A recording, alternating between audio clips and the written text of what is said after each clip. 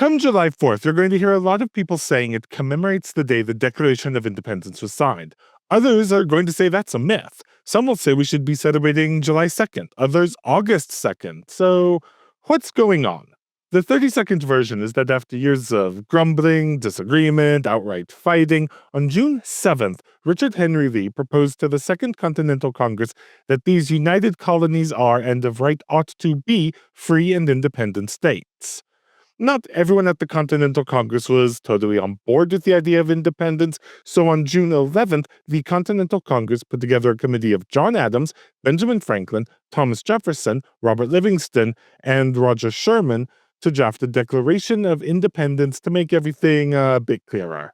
And as with any good group project, they decided to have Jefferson do all the work, and they'd come in later and make suggestions near the end. On June 28th, they presented their work to the class, and by class I mean the Second Continental Congress, and this is the moment that's immortalized in John Trumbull's famous painting. Then on July 2nd, the Second Continental Congress voted for Lee's resolution by a vote of 12-0. Critically, New York sits this vote out because they need new instructions, so they won't come on board until July 15th. A surprising amount of this video will hinge on this fact, so let's put a little circle around it. Anyway, that the Continental Congress voted for independence on July 2nd is not debatable. On July 2nd, 1776, the Pennsylvania Evening Post reported, "This day the Continental Congress declared the United Colonies free and independent states," which is why Adams famously proclaimed that July 2nd would be celebrated as the years went on as the anniversary of our independence. So why didn't that happen? Well, I have a little longer to go in my longer than 30-second recap. I've never been the best at keeping it brief. Anyway, Congress then started debating and editing the Declaration of Independence itself, and on July 4th, Congress approved this edited text and sent it off to be printed and distributed around the colonies. Since the actual declaration was approved July 4th, that's what these printings say in big letters. And the prominence of July 4th in our documents is a big part of why that date gets seared into the imagination, rather than the more significant July 2nd. Everything up until that point is as near as is possible in history universally agreed on. Now we get to the fun part. The Declaration of Independence was pretty likely signed on July 4th by John Hancock and Charles Thomson in their roles as President and Secretary of Congress, respectively. So if anyone says no one signed it that day, they're misunderstanding. The debate is who else signed it. Many of the Founding Fathers agreed that on July 4th, 1776, the Declaration of Independence was signed by almost everyone present. According to Thomas Jefferson, quote, "The debates having taken up the greater parts of the 2nd, 3rd, and 4th days of July were, in the evening of the last, closed. The declaration was reported by the committee, agreed to by the House, and signed by every member present except Mr. Dickinson." John Adams commented that the declaration should have been signed July 3rd, but Congress chose to sleep another night and ordered the signature for the next day. Accordingly, on the next day, the 4th of July, 1776, the Declaration of Independence was then signed by all members then present. On July 4th, 1786, Benjamin Franklin wrote his sister and said, "There is much rejoicing in town today, and it being the anniversary of the Declaration of Independence, which we signed that day 10 years. Then in 1781, John Adams writes a letter saying, "So I've been a professional researcher for a long time, and back when Hamilton was all anybody was talking about, I had to do a lot of research into this period of American history, and I got really good at identifying real John Adams quotes from fake John Adams quotes, because fake John Adams quotes are sensible, logical, short.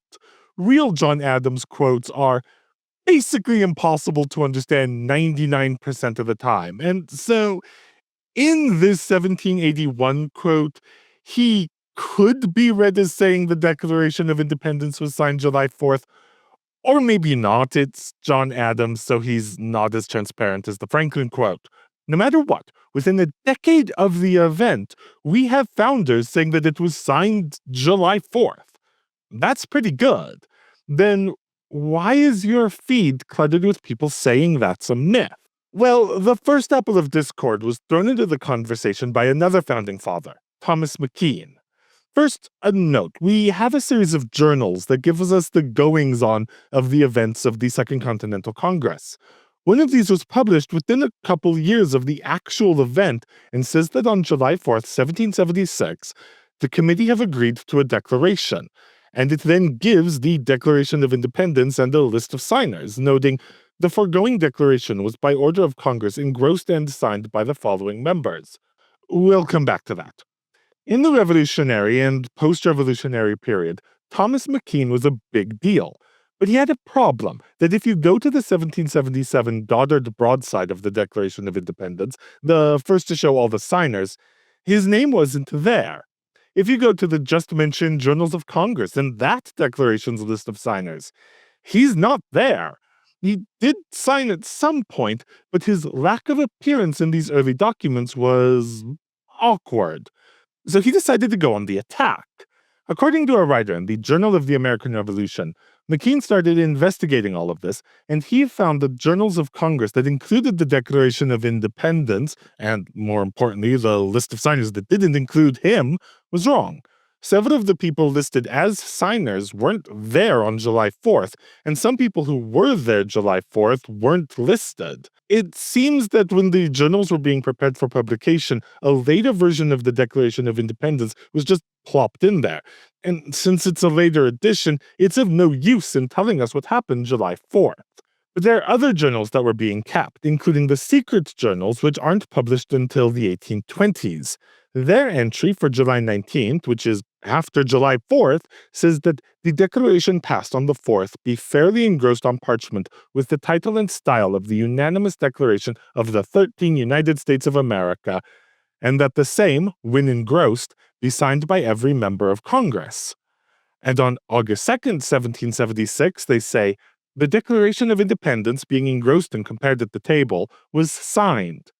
So there we have it. The records of the Second Continental Congress, in no uncertain terms, tell us that the signing of the Declaration of Independence happened August 2nd. That's the origin of the fun fact. Then there are a few other pieces of evidence people grab. For instance, on July 9th, 1776, John Adams wrote that, as soon as an American seal is prepared, I conjecture the declaration will be subscribed by all the members. And Elbridge Gerry wrote on July 21st, pray subscribe for me the Declaration of Independence if the same is to be signed as proposed. Both of which suggest there hadn't been a signing event yet.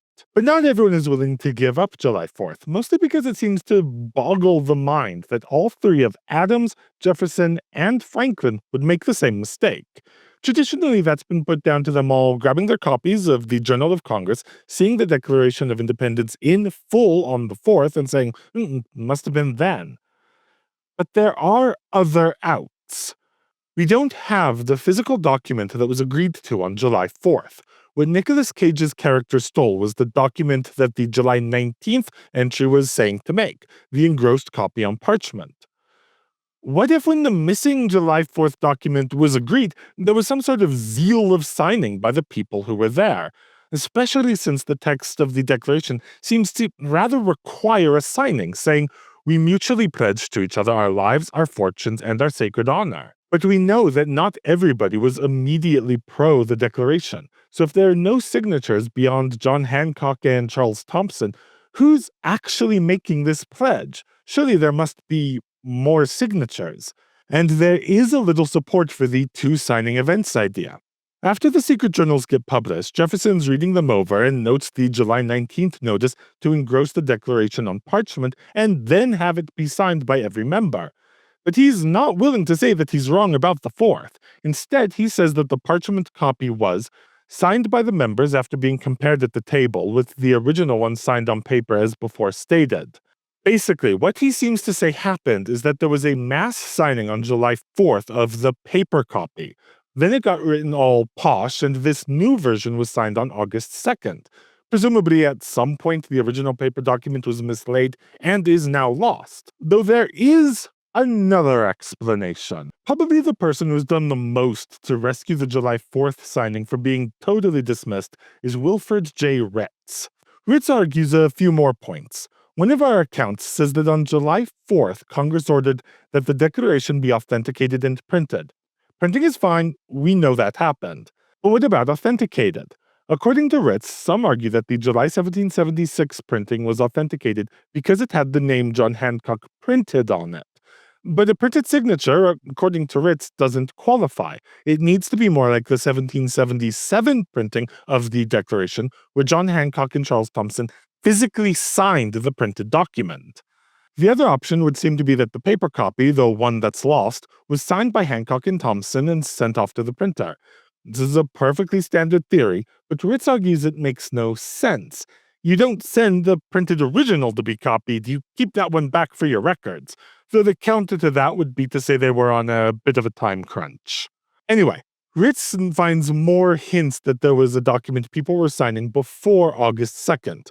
For instance, signer Charles Carroll noted, "I was not in Congress when the vote of independence was taken. As soon as I took my seat, I signed that important declaration." He took his seat July 18th. If he signed on August 2nd, would he really say, "as soon as I took my seat"?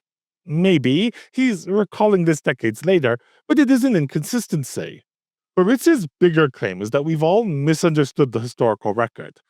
Have you ever written out a birthday card and you start to be running out of space, so your text starts getting really, really small? Well, that usually happens at the end of the page.